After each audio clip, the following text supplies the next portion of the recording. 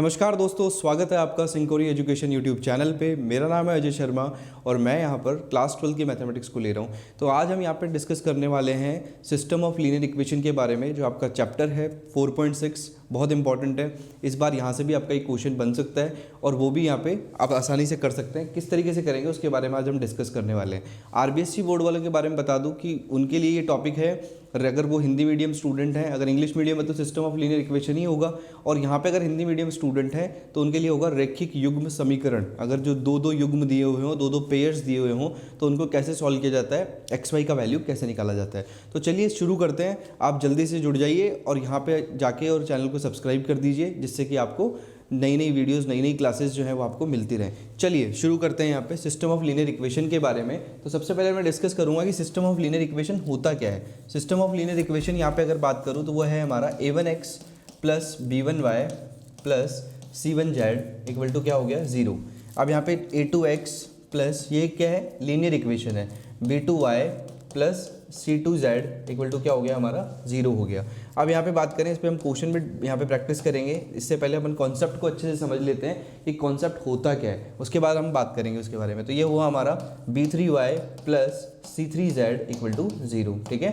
तो यहाँ पे जो ये तीनों इक्वेशंस दी हुई हैं, इनको हम लिखते कैसे हैं वो फॉर्मेट में बता रहा हूँ आपको। कि हमने लिखा है यहाँ पे a1, a2, a3, b1, b2, b3, c1, c2 और c3। ये जो फॉर्मेट है हमने इसको किस में लिख लिया, मैट्रिक्स फॉर्म में लिख लिया, जिससे कि हम मैट्रिसेस को फाइंड कर सकें। तो अगर आपको रैखिक समीकरण से या लीनियर इक्वेशन से आपको सीधा सीधा मैट्रिक्स बनाना हो, कैसे बनाओगे, इस तरीके से बनाओगे। तो यहाँ पे लीनियर इक्वेशन इस फॉर्मेट में होगा और आपको उससे क्या बनाना है, मैट्रिक्स बनाना है, डिटरमिनेंट हम उसके बाद फाइंड करेंगे। समझ में आया आपको। अब बताते हैं कि एक्चुअल में कॉन्सेप्ट है क्या, उसके बारे में भी डिस्कस कर लेते हैं। उसके बाद हम आगे बात करेंगे। तो उसके बारे में डिस्कस करें, अगर हम बात करें तो यहाँ पे अगर देखें तो आपका जो इक्वेशन होता है वो किस फॉर्म में होता है, ax इक्वल टू बी की फॉर्म में होता है। यस और no, ax equal to B की फॉर्म में आपका इक्वेशन होता है। b यहाँ पे कांस्टेंट होता है और x यहाँ पे किसके साथ मल्टीप्लाई होता है, आपका a1x है, a2y है, c2z है, ऐसे करके c1z है। तो वो इस तरीके से उसके जितने भी कोफिशिएंट है वो किसके साथ मल्टीप्लाई होते हैं, उस किसी लीनियर एक वेरिएबल के साथ मल्टीप्लाई होते हैं, चाहे वो x हो, y हो और z हो। अगर इस इक्वेशन के अंदर मैं दोनों साइड a इन्वर्स को मल्टीप्लाई कर दूं दोस्तों, तो क्या मिल जाएगा हमें, वो डिस्कस कर लेते हैं। दोनों साइड a इन्वर्स को मल्टीप्लाई कर दिया तो a और a इन्वर्स क्या बन गया, अगर इन दोनों को मल्टीप्लाई करूँ तो ये क्या आ गया, एक आइडेंटिकल मैट्रिक्स जो अपनी आई आती है। इन्वर्स को अगर उसी की मैट्रिक्स के साथ मल्टीप्लाई कर दिया जाता है तो क्या आ जाता है, आई आ जाता है। और यहाँ पे क्या होता है हमारा, ये तो x है ही, और यहाँ पे क्या हो जाएगा, a इन्वर्स b हमारे पास आ जाएगा। आइडेंटिकल मैट्रिक्स का बेसिकली कोई सेंस नहीं होता, उसका वैल्यू क्या होता है, यहाँ पे 1 ही होता है। तो यहाँ पे आप क्या लिख देंगे, x equal to a inverse b। तो ये यहाँ पे x equal to a inverse b जो है ये बहुत इंपॉर्टेंट है। इन्वर्स कैसे निकालते हैं आपको पता है, a इन्वर्स का जो फॉर्मूला होता है वो होता है 1 upon determinant of a adjoint a। Yes और नो, तो ये आपको पता होना चाहिए कि यहाँ पे इन्वर्स कैसे निकाला जाता है, क्योंकि इन्वर्स का यहाँ पे बहुत ज़्यादा यूज होगा। x equal to a inverse b कैसे आया वो भी मैंने आपको बताया। इस फॉर्म में हम यहाँ पे लीनियर इक्वेशन को या रैखिक युग्मों को सॉल्व करने वाले हैं। तो चलिए बिना देरी किए ये एक बार आप इसको पॉज करके वीडियो को और ये स्क्रीनशॉट ले सकते हैं, क्योंकि ये चीज़ें जो है बहुत इंपॉर्टेंट है, किस तरीके से इन्वर्स निकलता है, क्यों ये यहाँ पे इक्वेशन आया x equal to a inverse b, हम इसी फॉर्मेट में क्यों रखते हैं, इन सब के बारे में मैंने आपको बताया। इसका स्क्रीनशॉट ले लें या इसको वापस से एक बार अच्छे से पूरा देख लें। चलिए तो हम यहाँ पे कुछ क्वेश्चन को प्रैक्टिस कर लेते हैं। कुछ क्वेश्चन को प्रैक्टिस करने से पहले यहाँ पे कुछ क्वेश्चन प्रैक्टिस कर लेते हैं, ठीक है। तो यहाँ पे अगर आप बात करें कैसे जो है यहाँ पे आपको जो है फॉर्मेट क्या मिलता है, कैसे कैसे क्वेश्चंस यहाँ पे आपको देखने को मिलते हैं, उसके बारे में हम यहाँ पे डिस्कस करने वाले हैं। तो यहाँ पे आप देखिए सबसे पहला क्वेश्चन जो है आपकी स्क्रीन पे वो है यहाँ पे 2x plus 5y equal to 1 और 3x plus 2y equal to 7, ऐसा एक क्वेश्चन दिया हुआ है। इस क्वेश्चन को कैसे सॉल्व करेंगे, अगर दो इक्वेशन दी हुई है, दो वेरिएबल्स हैं x और y, उनका वैल्यू आपको फाइंड करना है। दो ही इक्वेशन है आपके और दो ही वेरिएबल है। तो यहाँ पे अपन सिस्टम ऑफ लीनियर इक्वेशन की मदद से x और y का वैल्यू किस तरीके से फाइंड करेंगे उसके बारे में हम यहाँ पे डिस्कस करने वाले हैं। तो जल्दी से आ जाइए, फटाफट से देखते हैं कि किस तरीके से ऐसे क्वेश्चंस को सॉल्व किया जाता है। तो यहाँ पे अगर मैं इसको लिखूँ तो ये हुआ हमारा 2x plus 3y equal to क्या आया, सॉरी 3y नहीं है यहाँ पे, 5y इक्वल टू 1 है, 5y इक्वल टू 1, और दूसरा आया यहाँ पे वो है 3x प्लस 2y। फटाफट से मेरे साथ के साथ सॉल्व करिए जिससे कि आपकी भी प्रैक्टिस हो जाए। अब इसको हमने किस में लिखना है, पहले मैट्रिक्स फॉर्म में लिखना है। तो क्या आया, 2 5 3 2, यस और नो। और अगर इसको मैं ए मैट्रिक्स बोलूँ तो बी क्या हो जाएगी मेरी मैट्रिक्स, जो कॉन्स्टेंट पार्ट होता है वो उसमें आता है 1 और 7, ठीक है। तो बी यहाँ पे आ गया, ठीक है।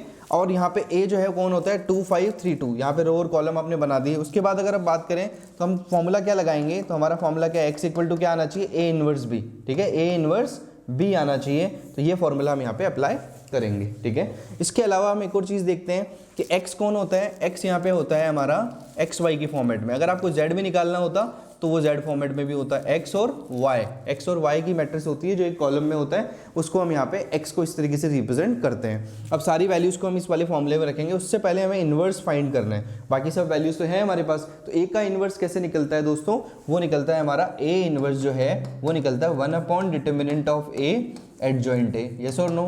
अब इसके सॉल्यूशन होंगे या नहीं होंगे, उससे सबसे पहले आपको क्या प्रूव करना पड़ेगा कि ये मैट्रिक्स सिंगुलर है या नॉन सिंगुलर। अगर सिंगुलर होगा तो क्या होगा, उसका कोई भी सॉल्यूशन नहीं होगा। और नॉन सिंगुलर कौन होता है, जो जिसका डिटर्मिनेंट क्या होता है, नॉट इक्वल टू 0 होता है, यस और नो। तो डिटर्मिनेंट नॉट इक्वल टू 0 है या नहीं वो चेक कर लेते हैं। तो यहाँ पे आपने इससे मल्टीप्लाई किया तो क्या आ गया 2 2 ज़ा 4 और ये कितना आ गया 5 3 ज़ा 15, तो क्या आया आपका माइनस का 11 आया, which is not equal to 0, जो कि 0 के इक्वल नहीं है। इसका मतलब क्या हुआ, इसके कोई ना कोई सोल्यूशन है, इसके यहाँ पे यूनिक सोल्यूशन आपको मिलेगा। ऐसा नहीं है कि ये क्या है, इसके कोई भी सोल्यूशन नहीं है, ये क्या है, एक कंसिस्टेंट इक्वेशन है, तो इसके सोल्यूशन होंगे, एक यूनिक सोल्यूशन आपको मिलेगा, ठीक है। तो यहाँ पे आपका a का वैल्यू भी मिल गया आपको, डिटर्मिनेंट ऑफ a का वैल्यू कितना आया, माइनस का 11 आया, ठीक है। एडजॉइंट कैसे निकालते हैं, मैंने बताया था 2/2 की मैट्रिक्स में आप डायरेक्टली एडजॉइंट फाइंड कर सकते हैं। क्या कर सकते हैं आप, यहाँ पे जो है ये वाला जो डायगोनल है इसमें क्या कर दीजिए, माइनस को मल्टीप्लाई कर दीजिए, और ये वाला जो डायगोनल है इसको क्या करना है आपको, ये वाला डायगोनल को इंटरचेंज करना है। तो 2 को 2 से इंटरचेंज करने की तो सेम ही चीज़ आ जाएगी। तो यहाँ पे ये आपको एडजॉइंट ऑफ ए मिल गया, ए के अंदर ही आपने आसानी से लिख दिया एडजॉइंट ऑफ ए को, यस और नो। अब सिंपली अपन यहाँ पे उठा के वैल्यूज़ को रखने वाले हैं, तो उसको देखिए यहाँ पे जल्दी से यहाँ पे देखते हैं। तो यहाँ पे अगर आप देखें, अगर इस बात को समझें तो यहाँ पे लिखा हुआ है A inverse equal to 1 upon determinant of A, तो इसको वैल्यू को सब सारी वैल्यूज़ को उठा के रख रहे हैं। 1 अपॉन 11 किसका आएगा, माइनस का आएगा, क्योंकि -11 है, यस और नो। एडजॉइंट क्या है हमारा 2 -5 और साथ में कौन आ रहा है -3 एंड 2, तो इस तरीके से हम इसको ए इनवर्स को रख देंगे, यस और नो। अब इसके साथ हम बी को भी रखेंगे, क्योंकि फॉर्मूले में क्या है ए इनवर्स इंटू बी है, तो बी क्या है हमारा 1 और 7। तो अब इसको अपन सॉल्व करेंगे तो सीधा हमारा आंसर आ जाएगा। अगर हम बात करें, इसको डिस्कस करें, जल्दी से इसको सॉल्व करें, किस तरीके से सॉल्व करेंगे उसके बारे में भी हम डिस्कस कर लेते हैं। तो ये वाली जो वैल्यू है इसको कैसे फाइंड करेंगे, ए इनवर्स इक्वल टू -1/11, इसको मल्टीप्लाई करना पड़ेगा पहले, ये वाला रो इस कॉलम के साथ मल्टीप्लाई होगा तो क्या होगा 2 × 1 कितना हो गया हमारा 2 × 1, और साथ में 2 × 1 कितना हो गया 2 ही हो गया, और साथ में दिया हुआ है -5 × 7 तो कितना हो गया माइनस का 35 हो गया, यस और नो।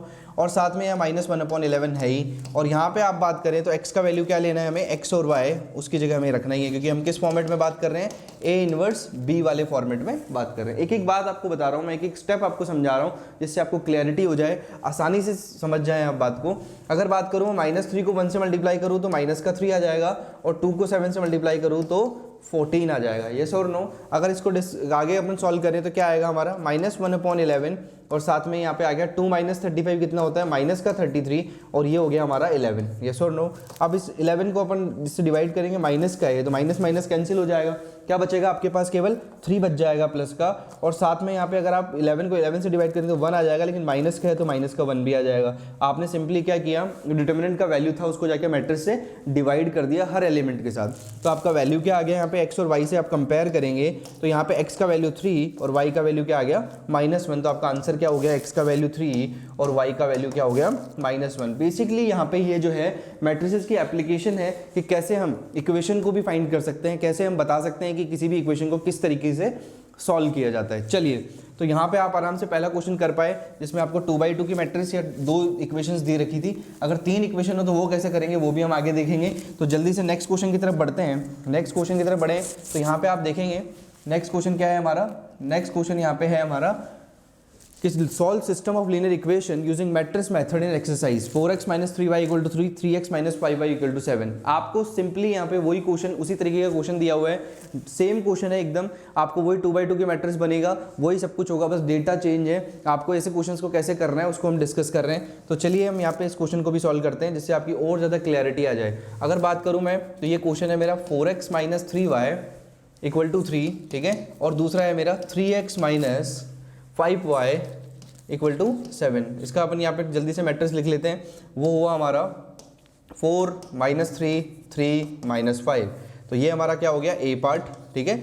बी मैट्रिक्स कैसे लिखेंगे उसको भी देख लो जल्दी, वो है हमारा 3 और 7। चलिए ए और बी आ गया। अब ए इनवर्स निकालना है। मैंने बताया 2/2 की मैट्रिक्स में डायरेक्टली इनवर्स आप निकाल सकते हैं। जल्दी से इनवर्स कैसे निकालेंगे, सबसे पहले इसका एडजॉइंट निकालना पड़ेगा। तो यहाँ पे एडजॉइंट ऑफ ए क्या हो जाएगा हमारा, सीधा यहाँ पे इस वाले डायगोनल पे किसको मल्टीप्लाई करना है, माइनस को मल्टीप्लाई करना है। ये 3 हो गया, माइनस माइनस प्लस, और इन दोनों को इंटरचेंज कर देना है। तो -5 और यहाँ पे आ गया 4। तो ये आपका एडजॉइंट ऑफ ए आ गया डायरेक्टली। सीधा एडजॉइंट ऑफ ए आपने लिख दिया, इस वाले डायगोनल से माइनस को मल्टीप्लाई किया, इन दोनों को इंटरचेंज कर दिया। आसानी से आप डायरेक्टली लिख सकते हैं, बोर्ड में भी आप आसानी से पूरा डायरेक्टली लिख सकते हैं, क्योंकि ये आपके सिलेबस का पार्ट है कि 2/2 का जो आपका मैट्रिक्स है उसको डायरेक्टली आप उसका एडजॉइंट जो है लिख सकते हैं। डायरेक्टली आप एडजॉइंट जो है एडजॉइंट ऑफ ए आप बता सकते हैं।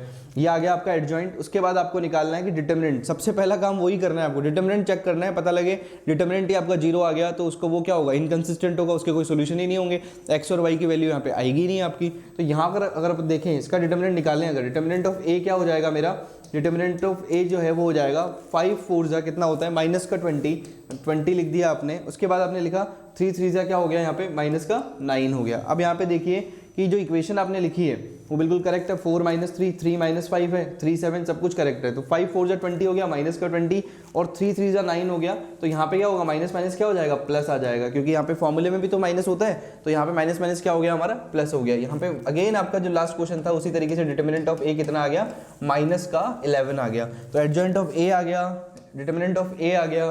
तो अब क्या करेंगे, अगर ये नॉट इक्वल टू 0 तो इसका मतलब क्या है, इसकी 100% क्या है, इसके एक्स और वाई की वैल्यूज होंगी, इसके सॉल्यूशंस होंगे, इसके यूनिक सॉल्यूशंस होंगे। चलिए तो अब फटाफट से हम उसके अंदर रखते हैं। एक्स इक्वल टू क्या रखना है हमें, ए इनवर्स बी में रखना है। अब X equal to A inverse B में रखना है तो एक्स तो हमारा है एक्स वाई, ठीक है। एक्स हमारा क्या है, X Y equal to A inverse का वैल्यू कैसे रखेंगे, 1 upon determinant of A. 1 upon determinant of A मतलब -1/11, और साथ में कौन आएगा, एडजॉइंट ऑफ ए मतलब -5 3 -3 और 4। यस और नो। तो ये यहाँ पे आ गया आपका। इसके साथ आपको बी भी रखना पड़ेगा। तो बी कौन है, ये रहा बी, 3 और 7 है, तो 3 और 7 को भी आपने रख दिया, ठीक है। तो अब आसानी से आप इसको सॉल्व कर सकते हैं। जैसे आप इसको मल्टीप्लाई करेंगे क्या आ जाएगा आपका, सीधा सीधा आप लिखेंगे इसको। अगर आप इसको लिखना चाहें तो आप देखिएगा, जल्दी से इसको देखें। तो यहाँ पे एक्स और वाई का वैल्यू कितना आ जाएगा, 5 3 जा 15, माइनस का 15 आ गया। साथ में आपने लिखा 3 7 जा 21, तो कितना आ गया यहाँ पे 21 आ गया, ठीक है। प्लस का 21 आ गया। आगे बढ़िएगा, -3 का क्या लिखा आपने, -9, ठीक है। और साथ में आपने क्या लिख दिया, यहाँ पे 7 को मल्टीप्लाई किया 4 से, तो कितना आ गया यहाँ पे 28 आ गया। यस और नो। तो आप आसानी से समझ गए होंगे क्या हो रहा है यहाँ पे। और -1/11 यहाँ पे है ही, और साथ में यहाँ पे एक्स वाई के साथ इसका कंपैरिजन चल रहा है। तो अगर बात करूँ इसके आंसर की, तो ये हो गया हमारा -1/11। इसको सॉल्व करें अगर, तो ये आ जाएगा हमारा माइनस का 6 नहीं, प्लस का 6, और ये हो गया हमारा 19। यस और नो। समझ में आया होगा आपको कि मैंने क्या किया, 3 7 जा 21 लिख दिया था, 5 3 जा 15, माइनस का 15 यहाँ पे आ गया। कैसे आया एलिमेंट ये देख लीजिए, 3 3 जा 9, माइनस का 9 आ गया, 4 7 जा 28, कितना आ गया 28 आ गया प्लस का। तो यहाँ पे अगर आप देखें तो आपका आंसर क्या आएगा, सीधा सीधा 6 और 19 आ गया। तो आपका माइनस है यहाँ पे, तो x का वैल्यू तो आया आपका -6/11, और y का वैल्यू आया आपका -19/11। तो ये आपका फाइनल वैल्यू होगा x और y का। सीधा आपने डिटरमिनेंट को क्या किया, हर एलिमेंट के साथ डिवाइड कर दिया, उसके डिनोमिनेटर में रख दिया, सीधा सीधा आपका आंसर x और y का आ गया। तो x और y आपने फाइंड कर लिया। किस तरीके से फाइंड किया, आसानी से समझ जाइए, क्योंकि ये बहुत इंपॉर्टेंट है इस बार के एग्जाम पॉइंट ऑफ व्यू से। तो चलिए नेक्स्ट क्वेश्चन की तरफ बढ़ते हैं, थोड़ा लेवल बढ़ाते हैं क्वेश्चन का। जल्दी से नेक्स्ट क्वेश्चन की तरफ बढ़ेंगे। तो नेक्स्ट क्वेश्चन है आपका, यहाँ पे नेक्स्ट क्वेश्चन को डिस्कस कर लेते हैं। नेक्स्ट क्वेश्चन जो है वो है आपका, the cost of 4 kg onion, 3 kg wheat and 2 kg rice is ₹60, ठीक है।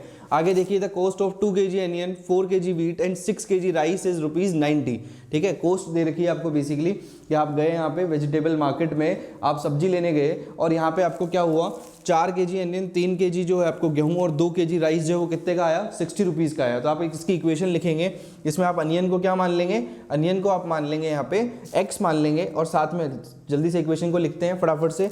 इक्वेशन को यहाँ पे अगर फाइंड करें तो वो यहाँ पे क्या होगी हमारी, उसको डिस्कस करते हैं, ठीक है।